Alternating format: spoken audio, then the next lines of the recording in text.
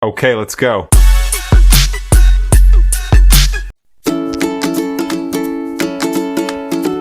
Akkam jirtu hordoftoonni Jaandaayit Official.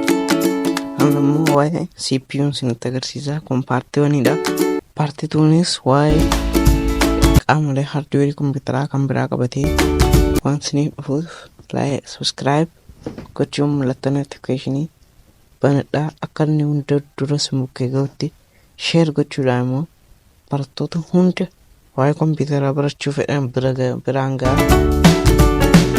Amma kallattiiwwan karaa barumsa keenyaatti CPU'n akka sammuu kompiitaraa ta'ee hojii hunda kan to'atu yoo ta'u, quunnamtii kutaalee adda addaa gidduu jiru qindeessa.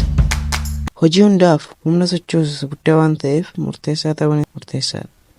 Isa malee wanti biraa kompiitara keessa jiru hin hojjetu. Humna kennuu fi hojii isaa hojjechuuf CPU'n anniisaa madda humnaatiin kennamu irratti hirkata.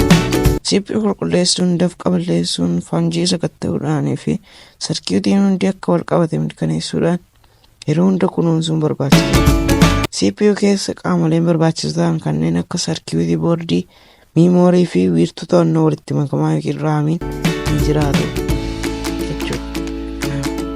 Har'a barumsa keenya kan yaadda dhaanneerra amma paartiituunis gadhiifamutti nagaan tura. Subscribe gochuu kan dagannee, like kan dagannee galatoomaa.